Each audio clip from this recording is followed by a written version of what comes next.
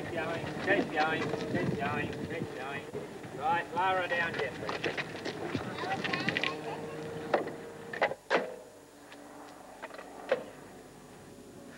We're gathered here today, gentlemen, to mark the 50th anniversary of the shooting down and death of the Red Baron.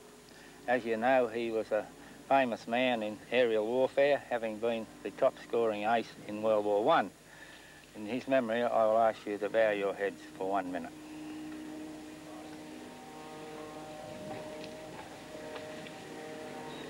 These men probably know more about von Richthofen than the German Air Force did in 1918. They're members of the Australian Society of World War I Aero Historians, and they're standing in the shadow of the only completely restored albatross in the world. It was in this kind of aircraft that von Richthofen made about 60 of his 80 kills.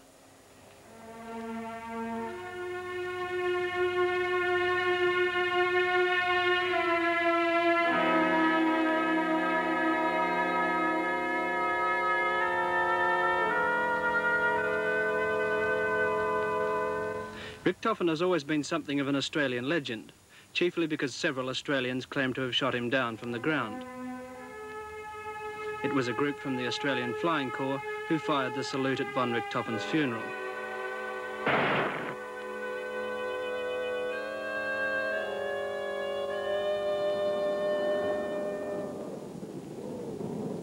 Mr. Harold Thomas spent 2,000 hours restoring the albatross.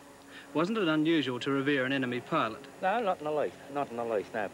I think probably Rommel may be celebrated in 50 years later when somebody may restore a tank or something, but no criticism whatsoever.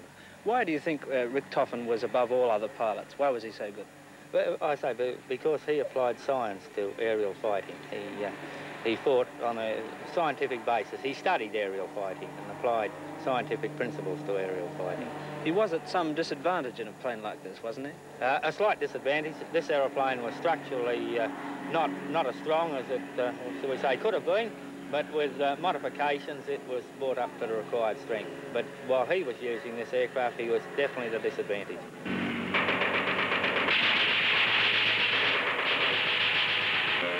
If von Richthofen was at some mechanical disadvantage, he certainly didn't let it worry him.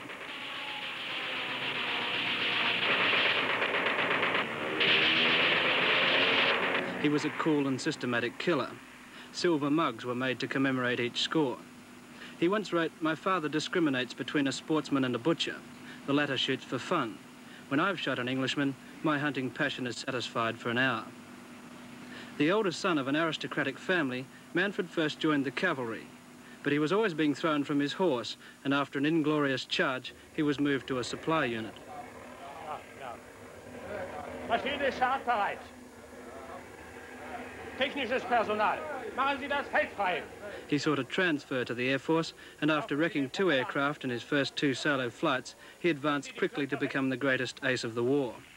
But the question remains, who shot him down? This has been argued by many, but I feel he was shot down by Australian machine gunners in the Greenham. What's always confused the ground theory is this photograph showing wounds to von Richthofen's head. On the morning of his death, the Red Baron was in fact pursuing a British Sopwith camel close to the ground. But he seemed unaware that another camel, piloted by a Canadian named Roy Brown, was on his tail. Brown said he fired a burst of machine gun bullets into the Red Fokker, saw the pilot slump forward, and then watched the Fokker crash just beyond the Australians' trenches. But the president of the Aero Historian Society, Mr. Ron Cooper, and a member, Mr. Derek White, say that von Richthofen was killed by a shot from an Australian gunner on the ground. Well, the shot entered the right side of the body, just under the armpit, and there is conflicting medical evidence as to whether the bullet passed right through and came out on the left side just above the breast, or whether it in fact ricocheted off the spine and then came out. But in any case, I feel the bullet would have entered about there, probably a little higher, and it was fired obviously in an upward direction as it left the body at a higher point than that at which it entered. You've got a rare agreement on this. So why do you think there's been so much controversy over it? Well, I think possibly because of prestige purposes at the time. Naturally, the RAF had been formed on the 1st of April. He was shot down on the 21st. Naturally, for prestige reasons, I would like to think that an airman shot him. equally for prestige reasons, of course, the Army wished to claim or to... Yeah. Mr. White, why has von Richthofen in particular become such a legend? Well, I think the first reason for this in the extent of time is that people love a mystery. People love inconclusive things. Richthofen himself cared little for mystery or superstition. On the morning of April 21, 1918, he walked from his lavishly furnished and flower-decorated quarters and posed for photographs beside his aircraft. It was well known among aviators that photographs before takeoff were unlucky, but the Red Baron treated such mystique with contempt.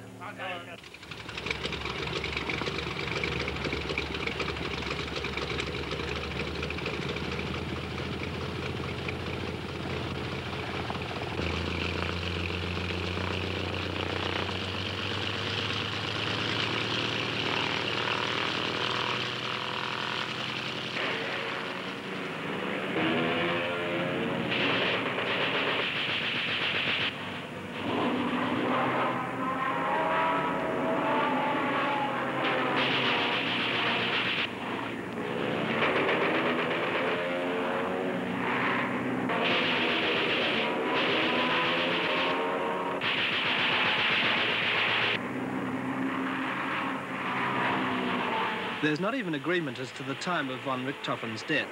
Some reports said 10:35, others 11:45.